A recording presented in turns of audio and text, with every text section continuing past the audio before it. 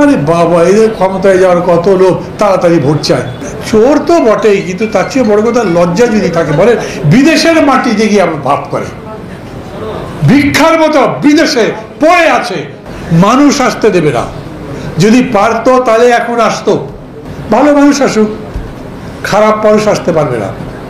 কেন আওয়ামী লীগকে রাজনীতিতে আনতেই হবে? কি টাকা পড়লো আপনাদের? ওনাদের এক নেতা কি বক্তৃতা করেছে, ইচ্ছা মতো যদি সংস্কার করেন আমরা ক্ষমতায় গিয়ে সংস্কার বদলে দেব, বলেছে? বলেনি? মানে পেপার পড়েননি? ভাই উপজেলা ছিল, সেই উপজেলা বাতিল করে দিয়েছিল না একটা সরকার। গড়া জিনিস, অন্য সরকার যদি আসে, তার যদি 2/3 মেজরিটি থাকে, তার যদি ক্ষমতার উপরে নিরঙ্কুশ কর্তৃত্ব থাকে, সে তো বদলে দিতে পারে, গণতান্ত্রিকভাবেই পারে।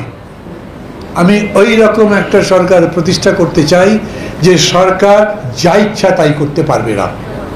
আমি এরকম সংস্কার চাই যেই সরকার চাইলেই স্বৈরাচারী ফ্যাসিবাদী হতে পারবে না, যে সরকার জনগণের গলা টিপে ধরতে পারবে না, আর অত বড় নির্লজ্জ হতে পারবে না।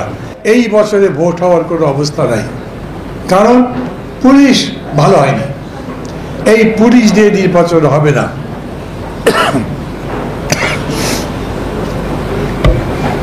আমি ব্যক্তিগতভাবে মানি যে পুলিশ দিয়ে, এই পুলিশ দিয়ে নির্বাচন হওয়া মুশকিল।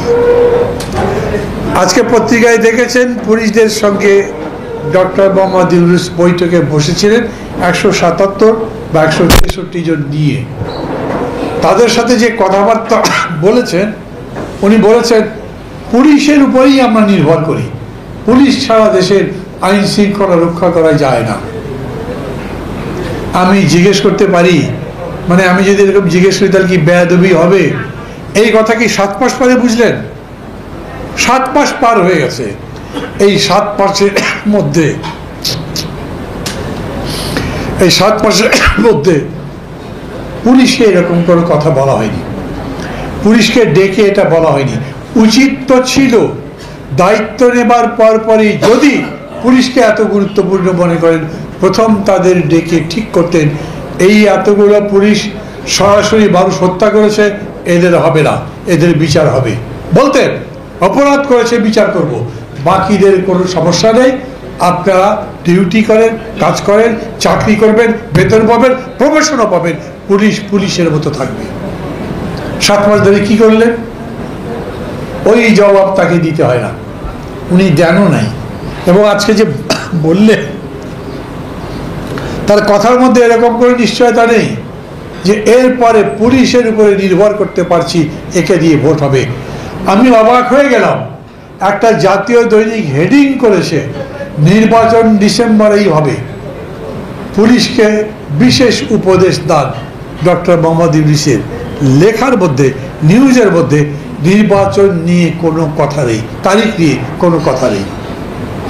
ডক্টর ইউনূস ডিসেম্বর থেকে জুনে চলে গেলেন কেন? কি হয়েছে?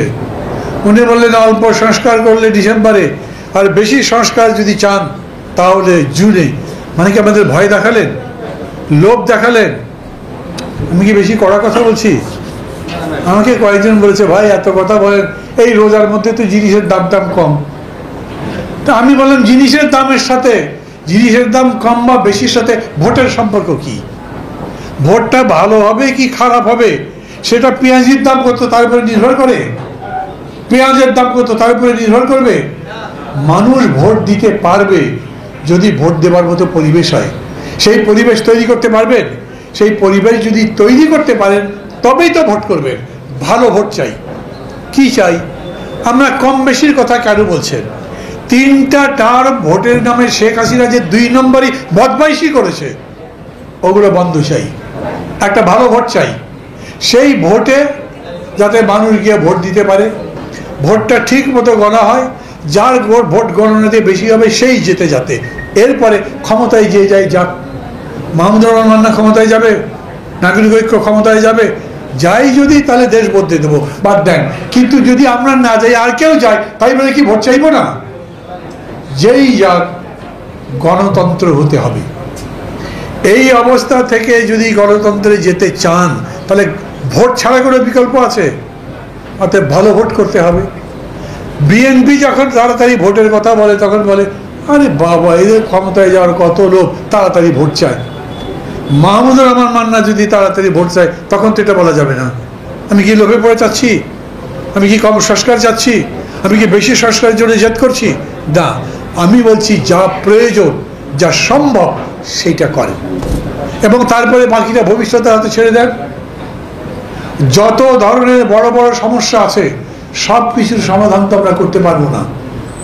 যতদূর করতে পারবো ততদূর করব, বাকিটা ছেড়ে দেব ভবিষ্যতে যারা আসবে।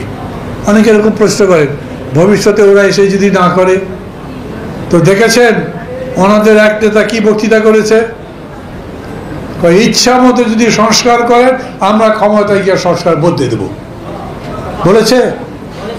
বলেনি? মানে পেপার পড়েননি? ভাই উপজেলা ছিল, সেই উপজেলা বাতিল করে দিয়েছিল না একটা সরকার।